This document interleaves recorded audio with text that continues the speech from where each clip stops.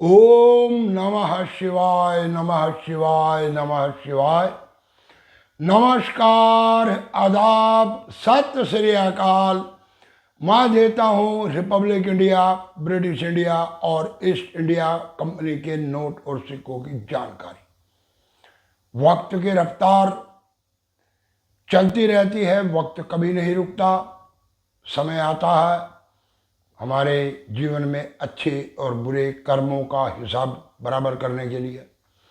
पृथ्वी की गति यानी कि पृथ्वी की घूमने की गति 1650 किलोमीटर प्रति घंटे के हिसाब से पृथ्वी चलती है। इसी रफ्तार से चलता है वक्त। परंतु हम लोग ये सोचते हैं कि हम वक्त की रफ्तार से आगे निकल जाएं। ऐसा नहीं हो सकता।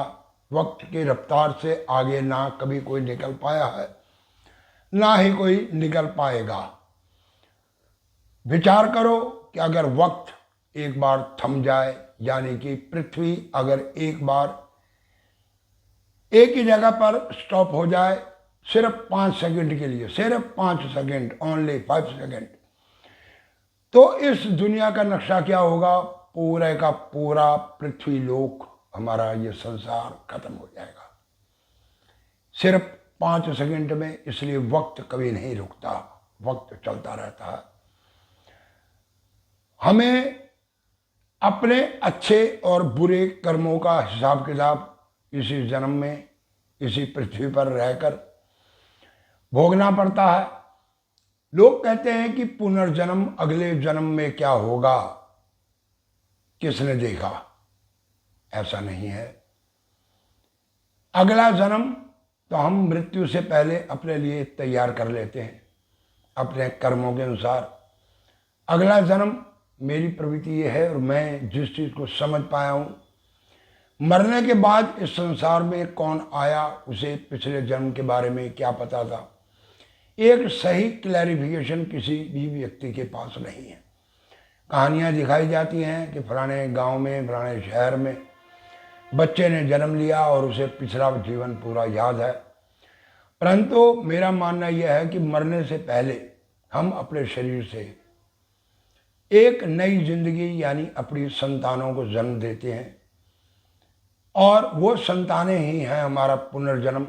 हमारी देह से पैदा हुए हमारे बच्चे हमारा अगला जन्म, उनके बच्चे उनका अगला जन्म, उनके बच्चे उनका अगला जन्म।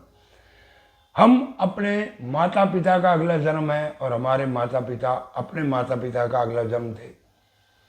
माता पिता के किए हुए कर्मों का कुछ भोग मनुष्य को भोगना पड़ता। पिछले 8 दिनों 10 दिनों से पत्नी की तबीयत खराब रही।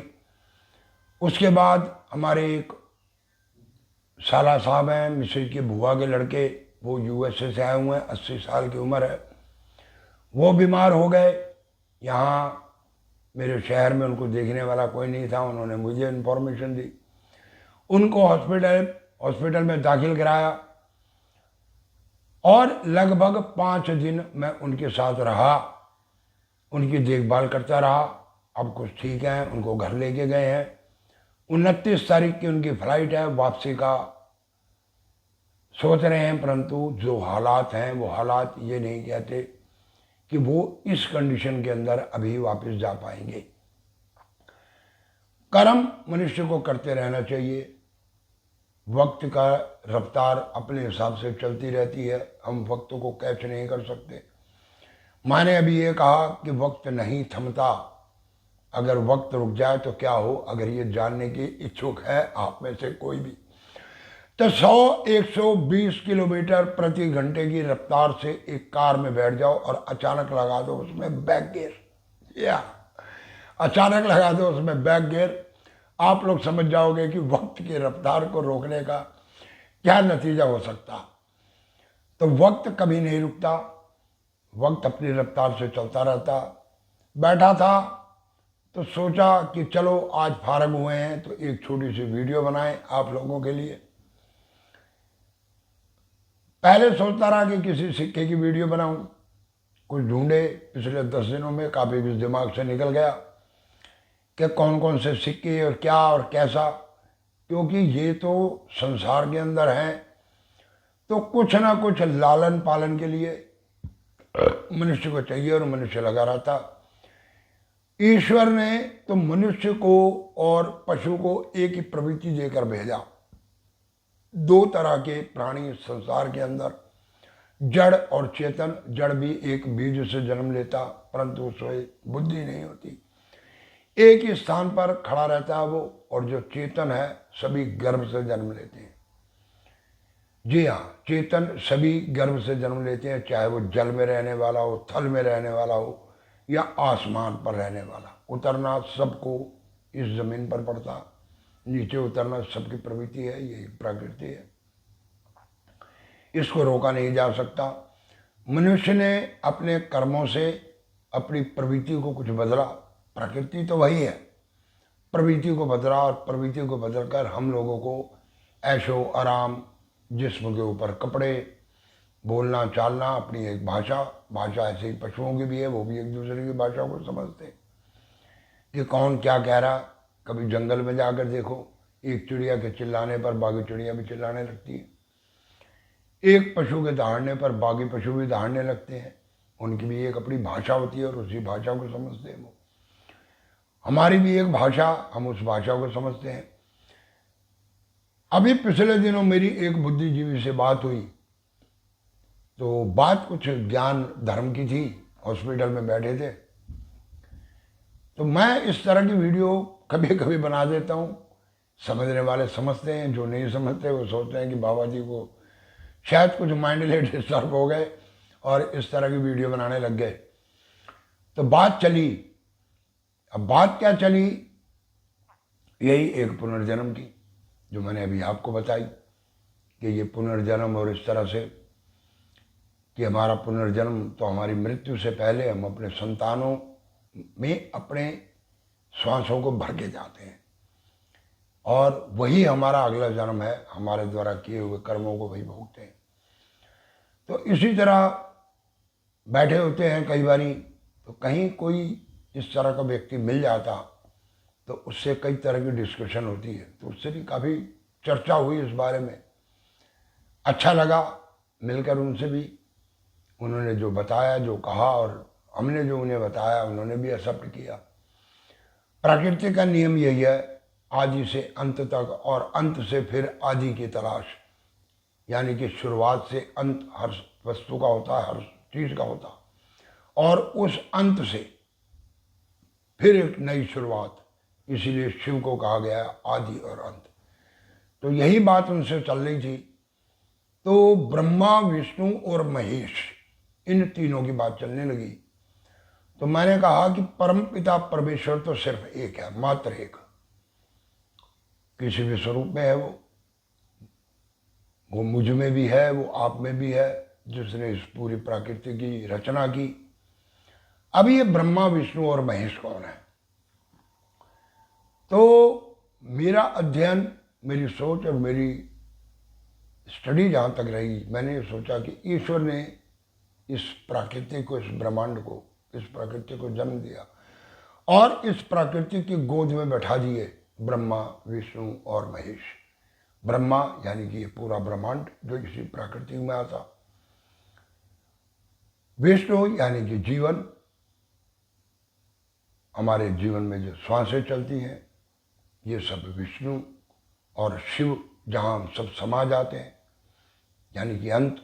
और शिव में समाने के बाद कहा जाता है कि शिव आदि भी है और अंत भी। तो जैसे मैंने कहा कि अंत के बाद आदि की शुरुआत, इस बात को भी एक्सेप्ट किया उन्होंने। ये बात आपकी बिल्कुल सही है। सब कुछ तो इसी संसार के अंदर है।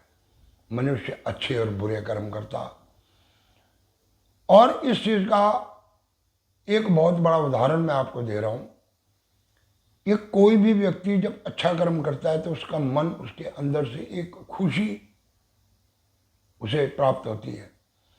परंतु किसी भी दुष्कर्म कर्म को करने से पहले मनुष्य के अंदर एक भय की प्रवृत्ति प्राप्त होती है।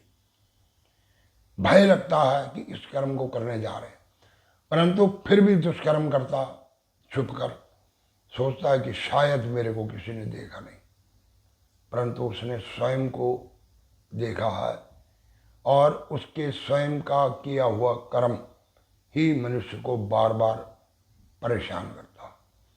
कोई भी बुरा कर्म करने के बाद आप उसे भूल नहीं सकते और वो कर्म भी आपको परेशान करेगा। अगर आपने अच्छा कर्म किया तो वो भी आपको खुशी देगा कि हाँ मैंने एक अच्छा कर्म किया।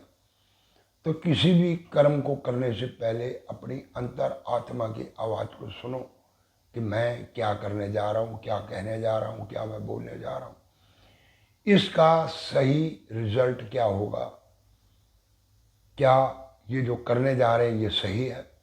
गलत के लिए तो अंदर अंतर आत्मा यानी कि हमारे श्वास कोई नहीं जानता। हमने श्वास ली वो वापस बाहर आएगी नहीं। ये भी एक प्रकृति है कि मृत्यु के समय भी हम श्वास अंदर तो ले लेते हैं परंतु वो बाहर नहीं आती और वहीं मृत्यु होती है। मरने से पहले ये शरीर भी मल मूत्र हर चीज का त्याग कर देता। ये भी एक प्रकृति है परंतु मनुष्य नहीं समझता। जीते जी करता है वो अच्छे और बुरे कर्म। ये एक छोटी सी वीडियो मैंने बनाई आज आप लोगों के सामने, आप लोगों को कुछ तथ्य बताने के लिए, कुछ सत्य बताने के लिए और ये कराने के लिए कि बाबा जी कहीं गए नहीं, बाबा जी यहीं हैं। कुछ प्रॉब्लम थी इस वजह से मैं आप लोगों के व्हाट्सएप तो खाली बैठा मैं देखता रहा परंतु जवाब नहीं दे पाया। आज सवेरे जब मैंने दूसरा फ़ोन उठाया तो लगभग 200-250 मिस कॉल थी उसके ऊपर। मैंने आप लोगों की कॉल भी नहीं ली, बहुत कम कॉल ली। 5-7 व्यक्तियों को आज कॉल करके मैंने खुद बात की। तो अब मैं फारग हो चुका हूँ। आज मैं स्टडी करूँगा, देखूँगा क्या है कैसे है। तो कल आपको दूंगा खास सिक्के और नोटों की जानकारी। आज की जानकारी शायद इन सबसे बहुत ऊपर, सबसे हटकर है और समय समय के ऊपर मैं इस तरह की वीडियो बनाता रहता हूँ। पूरी वीडियो देखने के लिए धन्यवाद, नमस्कार। अगर कुछ अच्छा लगा तो जय भोलेनाथ की कमेंट में जरूर लिख देना। नमस्कार।